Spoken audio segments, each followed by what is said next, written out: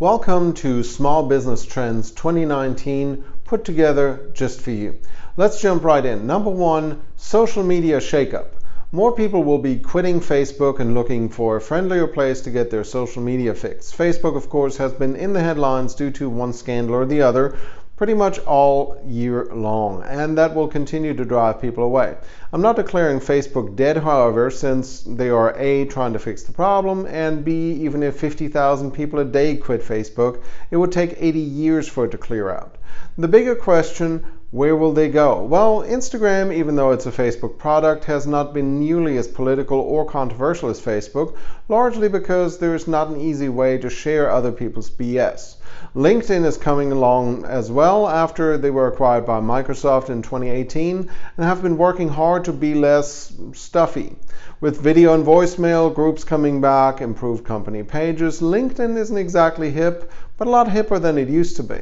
With the rise of Generation Z, things like Snapchat or TikTok at least deserve a look, if only to get an informed brush off. Number two, privacy. Users will become more aware of their privacy or lack thereof, mostly driven by scandals and probably rather short-lived. With an increasing number of ways that we are bombarded with shameless sales pitches, it will be increasingly difficult to get personal information out of prospects. Users are now aware that they can control the amount of information that's being shared with advertisers, and they will be choosing more often, perhaps even more wisely.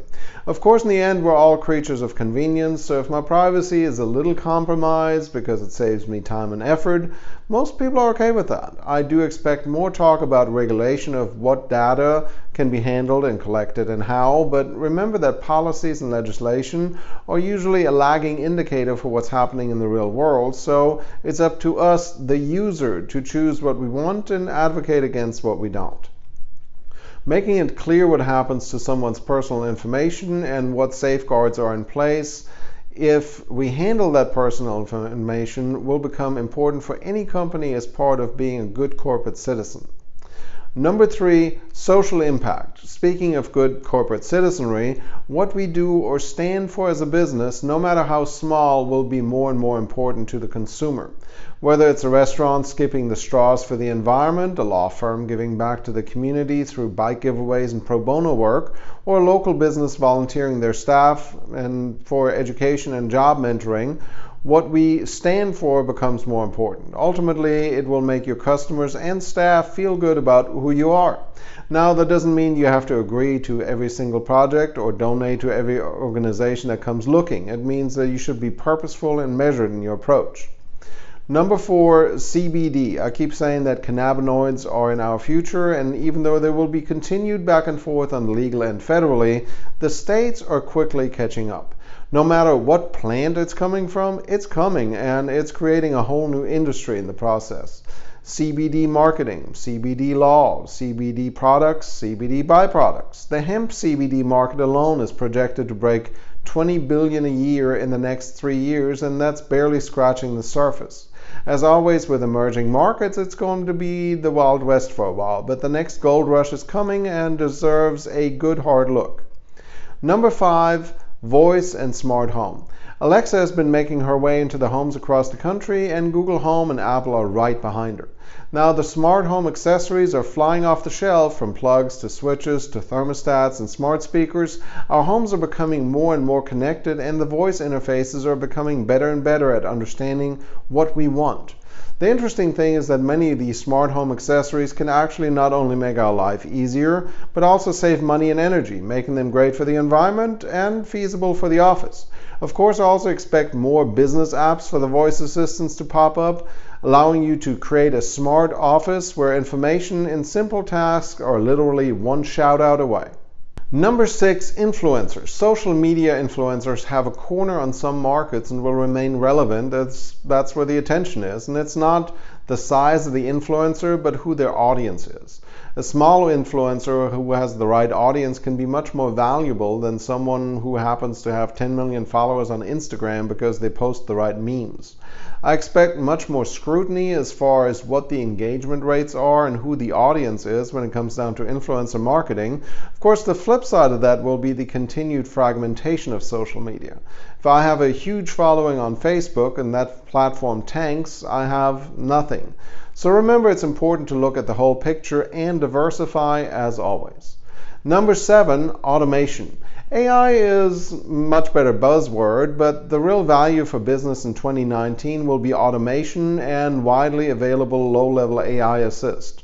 I expect lots of opportunities to make an employee more productive and pay, let's say, $20 a month for a service that saves me from hiring part-time help or helps me make the operation more efficient. That's what automation is really all about in small business, and I expect it to take hold. Virtual receptionists, autoresponders, messenger bots, SMS bots, marketing automation without being impersonal. All the things we can easily automate with tools that are widely available. Yes, you have to figure out how to use them, or at least find someone who does, but in the long run, the value is tremendous. Number 8, certifications. The job market and education itself is changing. Much of what we're dealing with on a daily basis today didn't even exist a few years ago, and certainly wasn't taught in universities. So to keep up, smaller certifications and continuing education becomes much more important. I don't need a 4-year degree to be up to par with messenger bots, social media management, or Google Ads, but at the same time, without some accreditation process, literally everyone can claim to be good at it, making it hard to hire for certain skills. Part of the solution will be micro-certifications that provide proof of capabilities and a little standardization in a world full of Fivers and gigs. Number 9, alternative economic development and job creation. Between Amazon HQ2 and Tulsa attracting remote workers, the value of creating jobs has risen dramatically. At the same time, the jobs themselves have changed, and employees are more choosy and perhaps demanding when it comes down to what they expect from a job and their community. And while government needs to rethink what attracting and creating jobs means and how to make it happen, existing businesses will get involved in the process. And it makes sense. Why not help government to attract quality jobs? Because the new workers will spend money in the local economy. This, by the way, includes entrepreneurship, in my opinion, since any primary dollar brought in will easily churn a few times and help the local economy. Buy local will pair with spend local, and now work global. Of course, quality of life also factors into this, because making money is no fun if you can't spend it and live in misery.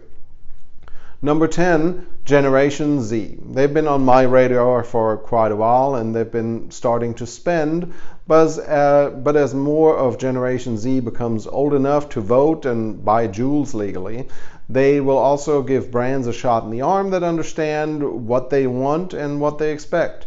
This includes diversity, social involvement, and being responsive to their needs. And before you write them off, remember that this is the generation that created glue shortages during a slime craze that's been sustained for a few years now, and has probably caused every single person in the Elmer's Glue Company to make slime at least once.